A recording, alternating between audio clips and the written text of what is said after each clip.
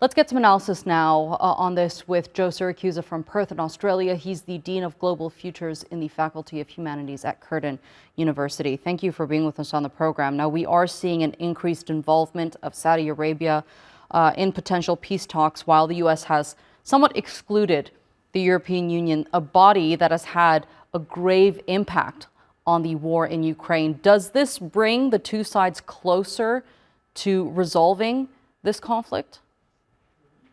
Good afternoon, Efnan.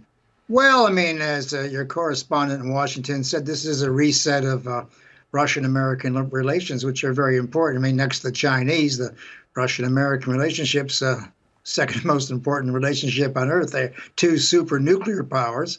And, the deal was from the beginning that, Putin's been arguing since 2007 that NATO was creeping up on it and on him, and he didn't want he wanted the demilitarization, and he wanted to make sure that Ukraine did not enter NATO, and didn't want advanced weapon systems on Ukraine's borders, which are about 11 minutes to Moscow. So, what we're doing here now is we're sort of reestablishing the very delicate nuclear balance of terror, which has existed since the 1950s. I mean, this is exactly what John Kennedy and Nikita Khrushchev did in 1962. And the president doesn't need NATO. In fact, this NATO meeting was sort of pathetic. I've been to a couple of those security conferences, and it's quite clear to me that NATO is no longer in the American president's head. I mean, NATO got its walking papers. They went off to Paris to complain about everything. But who's going to monitor the truce in Ukraine? You can't send German forces.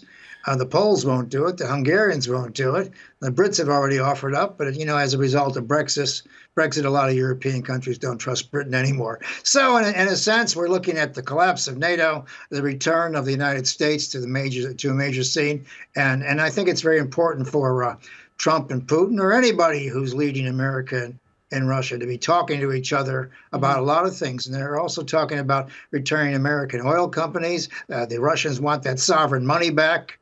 They got billions of dollars caught in Western banks that they want back. They got a large number of issues. Ukraine will come, Zelensky will get his turn, and he will take what he can get because, diplomacy is not about compromise. It's about leverage. And today, Ukraine has none. What position is Ukraine in today? Are they going to be forced to make concessions that they might not want to make? Yes, ma'am. They're going to have to take what they can get here. They're going to be giving up the Donbass, Crimea, and maybe some other parts. The population in Ukraine probably wants this to end. 50% of the country is commercially wrecked with that damn Russian artillery and stuff like that. So they're going to have to come to the party now. Whatever happens, whatever the Americans, the Russians, the Ukrainians want, it's going to have to go to the people of these countries. That is, it becomes part of their politics.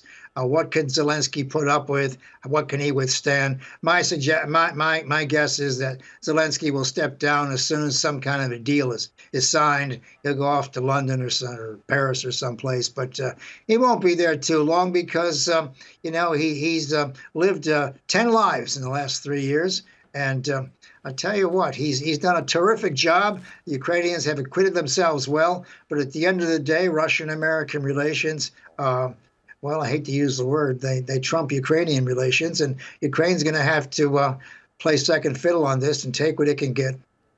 Very interesting. Joe Siracusa, thank you so much for being with us here on the NewsHour and sharing that analysis with us.